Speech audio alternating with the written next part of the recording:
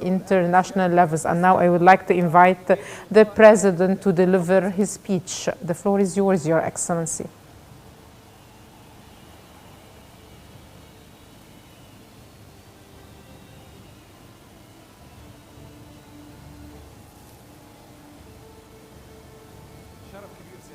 It's a great honor, Mr. President.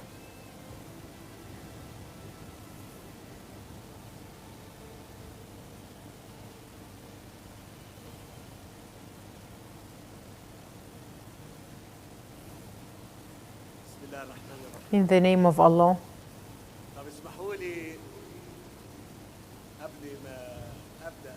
Let me, before delivering my speech,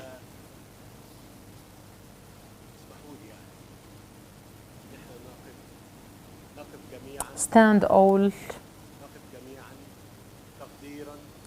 in appreciation and respect to the souls of our martyrs who fell down in Palestine.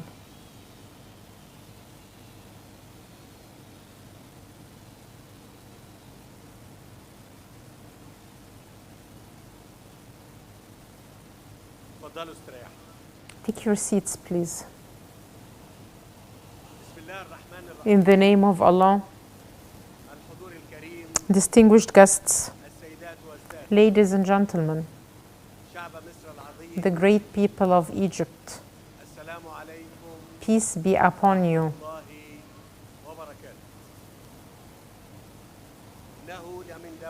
It gives me pleasure and pride to be here with this gathering, the sons of Egypt, who convened for the cause and the homeland.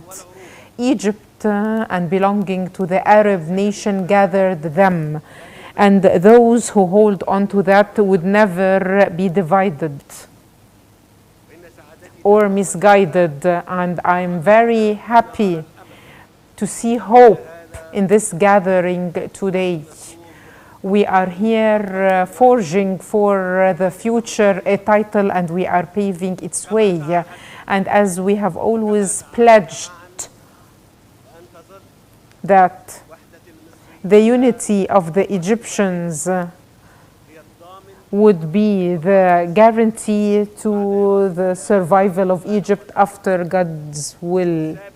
And it's known without any change.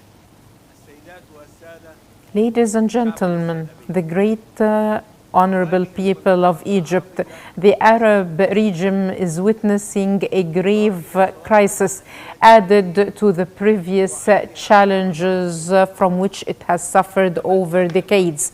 And the Palestinian cause is facing also a very sensitive, dangerous turning point in light of uncalculated, inhumane escalations that has adopted the methodology of collective punishment and committing massacres to impose a reality on ground that would lead to dissolving the cause, evacuating the people and taking over the land.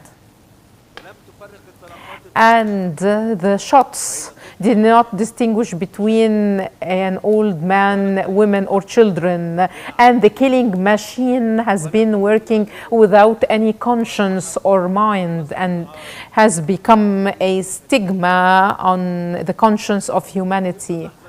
Since the first moment of the beginning of this war, the state of Egypt has managed the stance with firmness in decision and flexibility in movement, as well as accurate follow-up of developments and updating the information on a timely basis, in addition to continuous communication and contacts with all stakeholders. And we have formed a crisis management group from all state institutions, and I've personally followed up its work round the clock.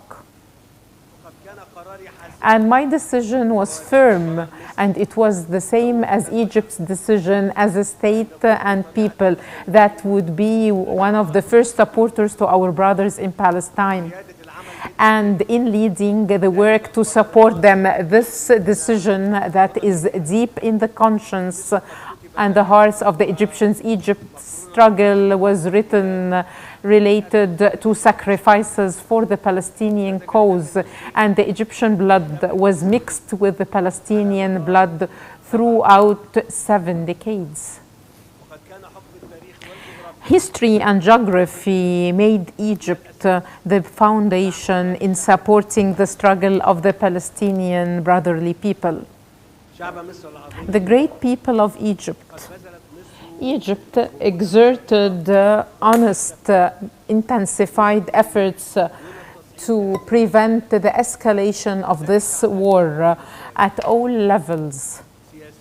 Politically, we held the first international summit in Cairo with an international and regional contribution to support the need of putting an end to this struggle, as well as supporting the provision of humanitarian aid to Gaza Strip, and also the participation of Egypt in the Arab Islamic Summit was effective, as its outcomes were in conformity with the Egyptian stance in general. And also the state intensified its contacts at the international level with the leaders, the international and regional leaders. We have always emphasized to everyone the Egyptian stance, refusing the plans of evacuating the Palestinians forcefully, be it from Gaza Strip or the West Bank to Egypt and Jordan. And let me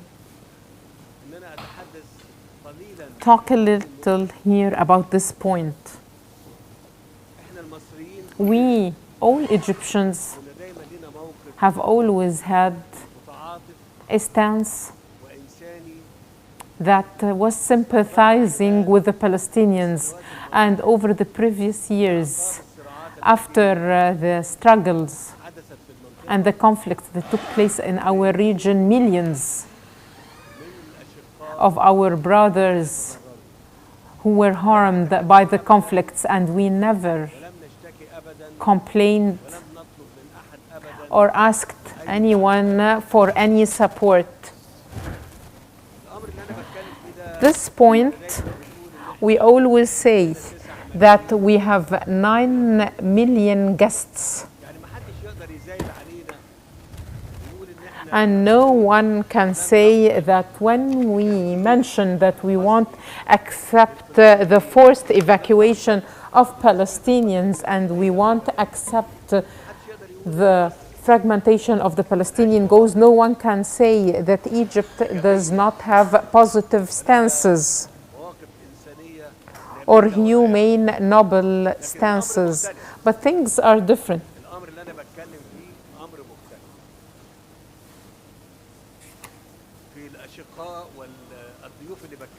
For the brothers and the guests I've mentioned, they have unstable countries, yet they have a state, a country. But in the West Bank and Gaza Strip, things are different.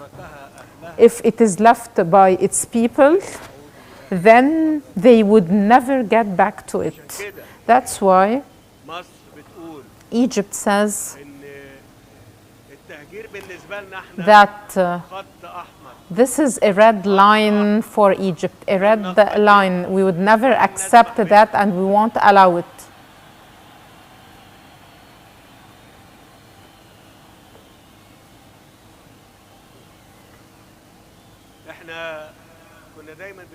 We've always been calm and spoke wisely, in patience. But no one can expect that this means weakness on our part. It's neither weakness nor giving up. No forced evacuation and no displacement of Palestinians from Gaza Strip to Egypt. This is a red line for Egypt.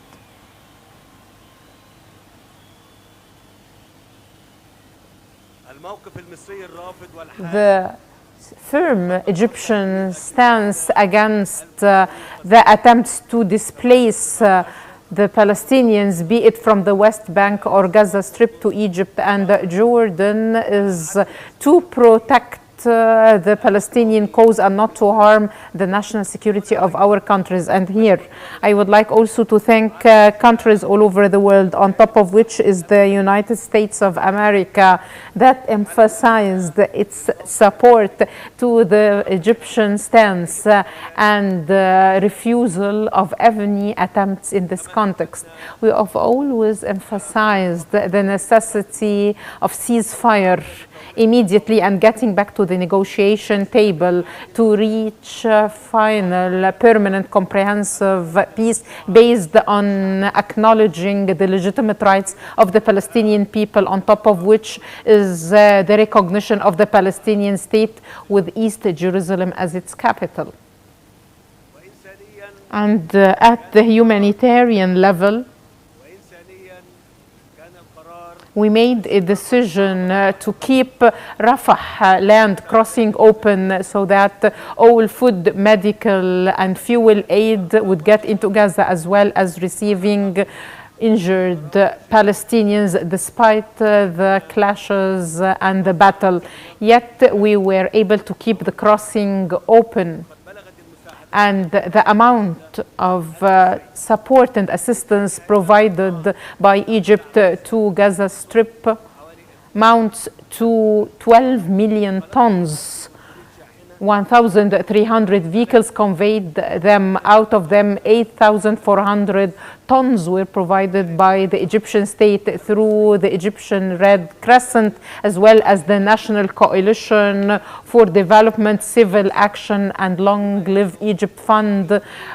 And this amounts to 70% of the total assistance and aid that got to Gaza Strip. Let me also emphasize this point, because I've mentioned it when I was outside and met the volunteers, the sons and daughters of Egypt, who were facilitating and providing the provision of aid and assistance to the Strip. I would like to tell you, the Egyptians, you need to know that the Rafah crossing was never closed. We did not shut it down at all.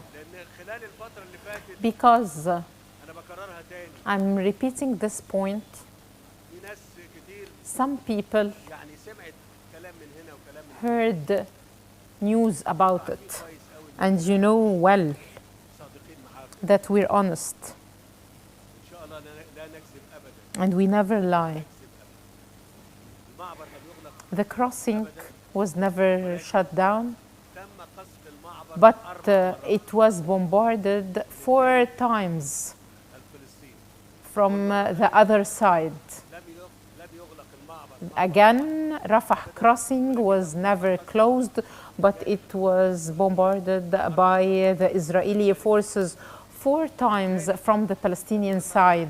So it was so important to protect lives of those who are delivering the aid and assistance, and we needed to be aware of the procedures, because by the end we want the aid to get into Gaza. And we have also allocated Al Arish International Airport to receive the aid flights coming from abroad, with a total of 158 flights. And the Egyptian joint efforts with the United States of America and our brothers, the Qataris, were crowned by reaching a humanitarian truce for 4 days, and it can be renewed. And I wish that it would start being implemented over the coming few days without any delay. And God willing, we would start this tomorrow morning.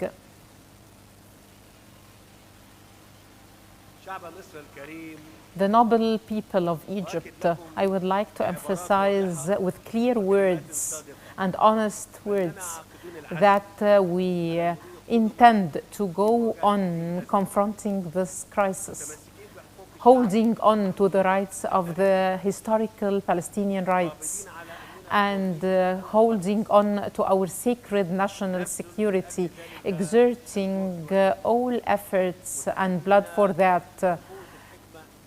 being supported by the strength of wisdom and the wisdom of strength, looking for lost humanity amongst conflicts and battles, ignited by extreme voices that forgot that one of the names of God is just.